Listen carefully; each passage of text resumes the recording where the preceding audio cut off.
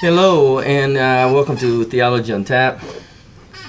Today I want to talk about a TV drama series. I believe it was originally on AMC channel, but you can find it now on Netflix as well as Amazon Prime, I believe. And it's called Rectify.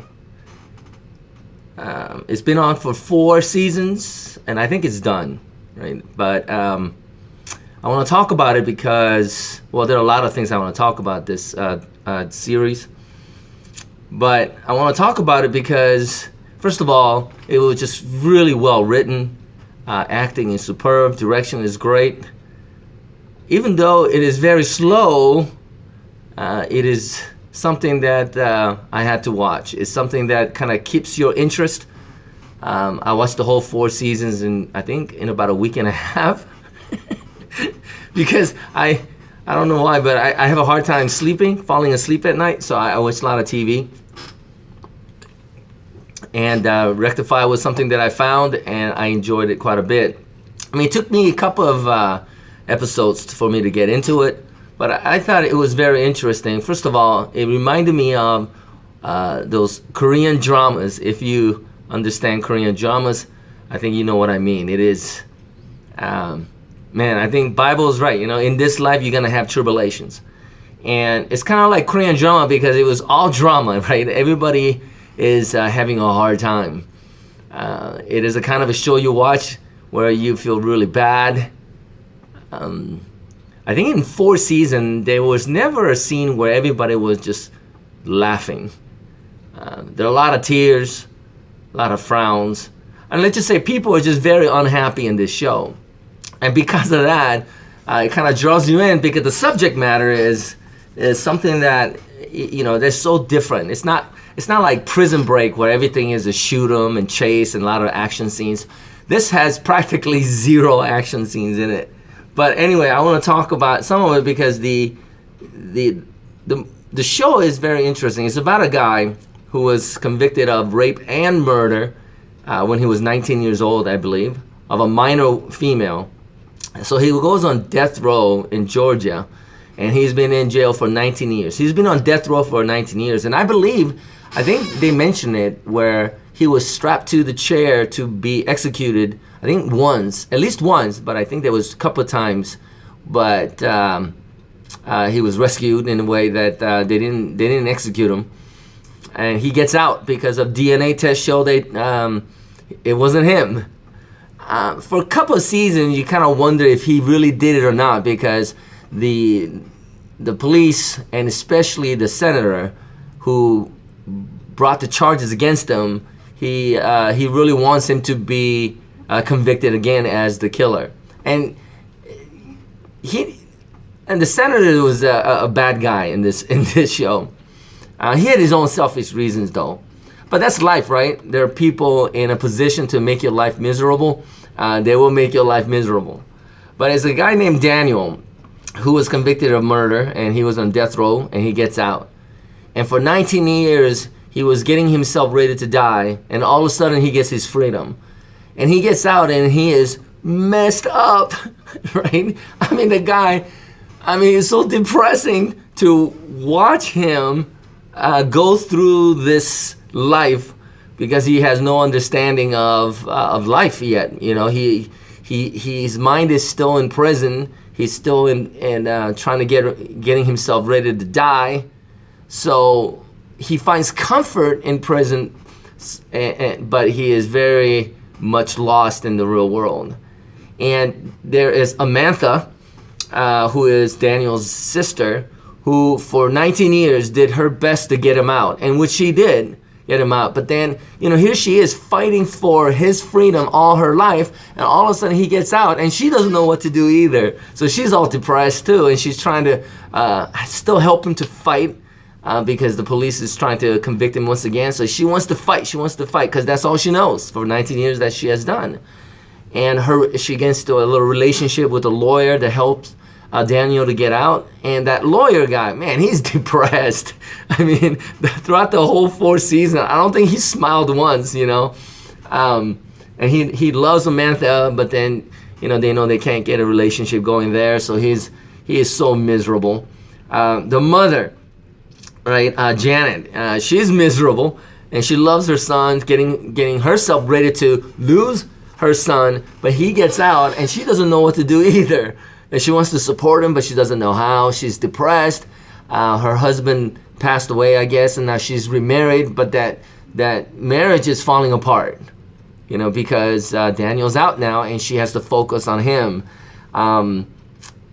Ted is probably, her new husband, is probably the most sane character out of the whole show, but he's depressed because he doesn't know what to do either. He wants to support his wife, his stepson, and he has his own son from previous marriage that went bad, so he's kind of depressed about that too, but he's just doing his best. I mean, he doesn't say much. He's just there to support. But going back to the mother, Janet, man, she was the most annoying character. I mean, you could understand why she was kind of crazy, but she was so annoying. Only time that I got kind of annoyed watching this series on TV is when she was on the screen. And then there is the new, I guess you call him the stepbrother, Ted, is he was an a-hole, but he's really upset because his relationship with his wife is on the rocks. It fails at the end. So, he's always depressed too. Who else is there? But so everyone around Daniel who gets out of prison, they're just having a just horrible time trying to get this guy, Daniel, back to normal. Hey, it turns out he was never really that normal in the first place anyway, in my opinion. But, everybody's really sad. But you never think about that, right? You hear stories about people who's been in prison who gets out because of DNA testing shows that he was wrongly accused. And he gets out and you think, hooray, he's out and everything's back, great. But you never really think about a man who was on death row or in prison for such a long time. When he gets out, how does he react to this world? How does he survive with all the depression and the changes that his family has to go through as well? It was very powerful. In this life, you're going to have tribulations, And the Bible says we got to rejoice through it. You got to learn to, forget about the past, I guess, if you can. But how can you do that kind of a thing? But I loved it because you never really think about all the struggles that people go through. You meet people every day. You see people walking around, and they're just faces, right? They're just bodies that just, roaming around the earth. You don't know who they are. You don't know what they're going through because who knows? Maybe they have a great life, or maybe they're rich, but they have a horrible life. Maybe marriage is broken, because everybody is broken one way or the other. That's why Jesus said we need a Savior. But everybody is broken. You just never know. So when you think about people who is upset, who cuts you off on the freeway and stuff like that, why would it be so upset on that day as making my life miserable? Why? There has to be a reason why. So this show kind of makes you think about the miseries in life, because there can be miseries in life. Not everything is hunky-dory, So in this busy life, we don't really think about what people are going through, but there's got to be so many people going through so much trouble in life. And this show really focuses on how difficult life can be. But at the same time, there is that glimmer of hope, right? There's this I want to survive. I want to be able to be happy. I want to know what it means to be happy. I want to know what it means to have, real relationship, to fall in love and things like that. There was this one character, which was Daniel's stepbrother, Ted. He's married to a girl named Tawny, and she's the Christian girl, right? Every show has to have a Christian person. And I was always somewhat afraid that they're going to portray this woman to be the crazy Christian nut kind of a person who's always praying and all that. But, man, they did a great job with this woman, too. It turns out she's really broken, too. She grew up in kind of like a home, right? Her parents just dropped them off. Her mother just dropped her off at a home. She was brought up by a foster parent. And she is broken. So she marries a guy who is not very nice to her. But she's trying to deal with it, and she wants to help, And there are people like that, I guess. There's a savior complex when you feel, since you're broken, right? I'm broken, so therefore I want to help those who are broken. So they actually go out and try to help people that are broken, but at doing so might not be a good thing either. And by trying to help Daniel, Tawny's life gets kind of turned upside down as well, especially with her and her husband, which they eventually are divorced at the end. But I just want to say that you should watch this show. There are a few things that I wrote down during this show that it's a life lesson, I guess. Even though the movie is not just about Jesus and whatnot, but I think there's the spirit here, of how the power of God, power of goodness, let's say, that even in all the rough times that we would have in life, if we have hope and we have support, if we have a few people around, families, doesn't matter whether they're broken or not, but if we could just kind of learn to lean on each other and have hope and have faith that somehow there's that light that would help us through the day. Right, to me that's powerful, because to me that's Jesus Christ. In this life you're gonna have tribulations, but have hope, for I have overcome the world. That's what Jesus said. And oh man, I tell you, this show really reminded me of that. Anyway, one thing that talking about Amantha, Daniel's sister, when you think about it, Daniel feels really bad that his own sister spent 19 years trying to get him out, that she has dedicated her life to it so much that she really doesn't have that much of a life on her own, and so he calls her his hero and thanks her for her sacrifice. And I think she's the one that said, I don't think it's a sacrifice if it was one's choice. And I really like that, I really like that, because, I always say too, people say, oh, marriage is all about sacrifice. And I'm thinking, well, if you see it as a sacrifice, then you constantly have to let go of something that you desire to do for the sake of your wife. And sooner or later, you're going to have some kind of resentment, I think, right? But if it's your choice to, because you love your wife, choice to not do stupid things for stay away from other things so that you could have a good relationship with your wife, it's not really a sacrifice. You know what I'm saying? And I thought that was really cool.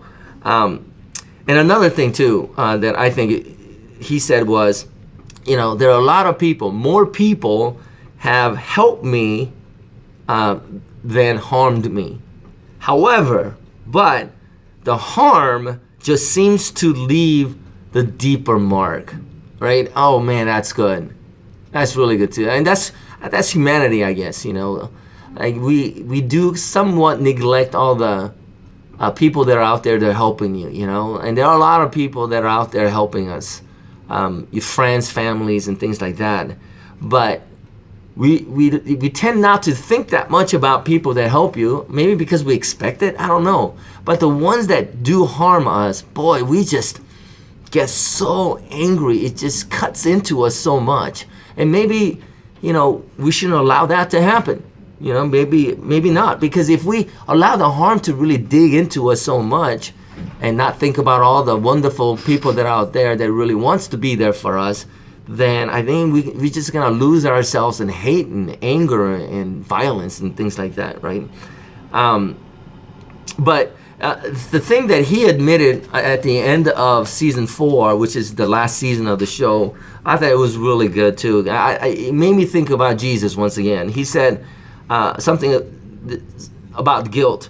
He said he thought he was feeling guilty because he thought that other people were wasting their time on him because he felt so unworthy, And it really hit me too, because a lot of times I feel like that about myself. I feel so unworthy in a sense of, I don't see myself that special or things like that. But obviously this character, yeah, I mean, he was in death row for 19 years. So imagine how he feels about himself. It's totally unworthy. So when someone is out there trying to help him, he doesn't know how to deal with that. I mean, are you like that? Because I'm kind of like that. I get really embarrassed, or I feel like, I don't deserve it in a sense, I am so thankful that Jesus died on the cross for me and things like that. I could take that because he's God, but I always felt like, wow, why me kind of a thing, why are people so good to me?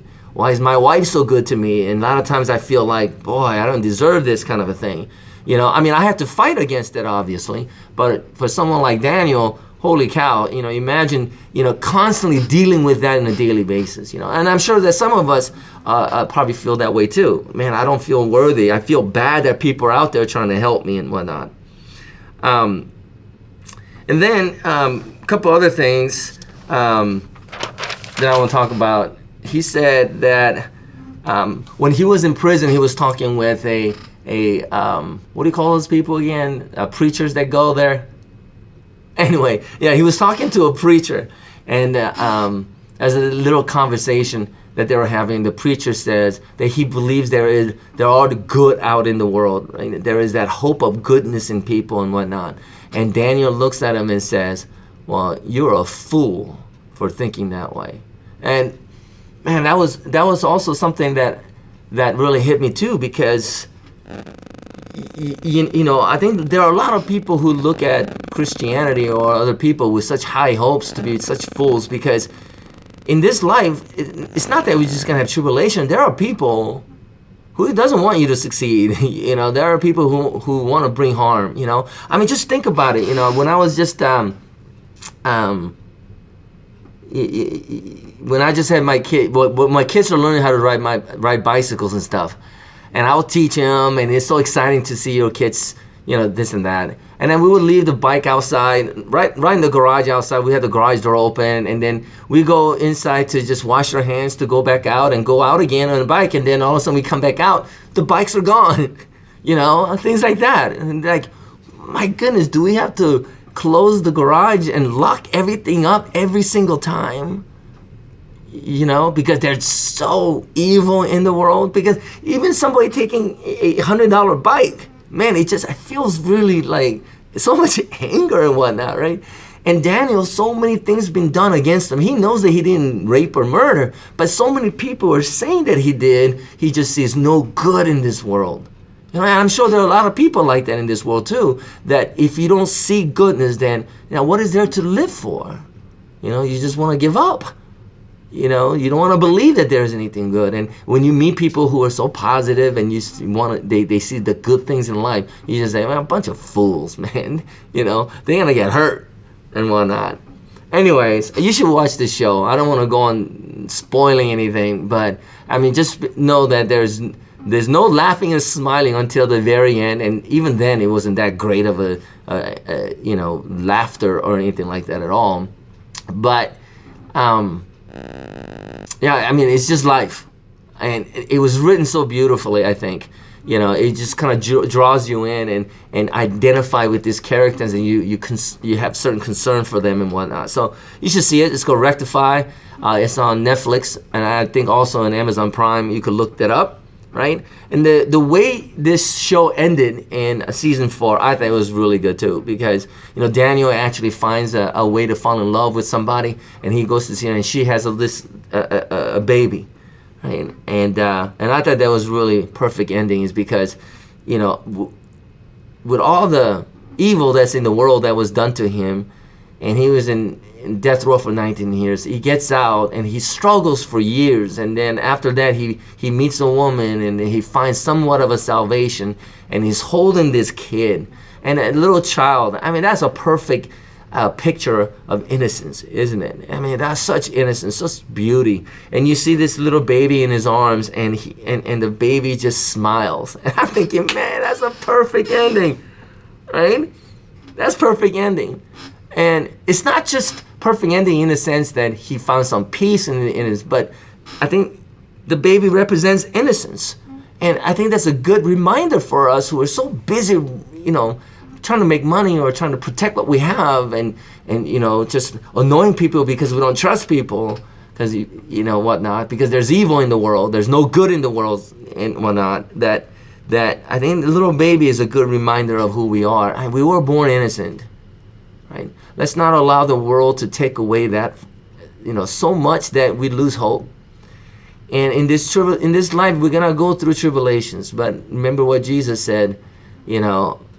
He said, "I have overcome the world," and we should be able to overcome the darkness of the world in a sense, so we could find innocence once again, where we could smile like a little baby once again. Wouldn't that be nice, right? I think to me that's salvation, right? I think that's salvation. And Jesus said, "I come to save those who are lost." So this show really brought me to Christ even more. But great show. If you like Korean drama, please watch this show. I think you'll enjoy it. I think you'll like it. All right. Hey, thanks a lot.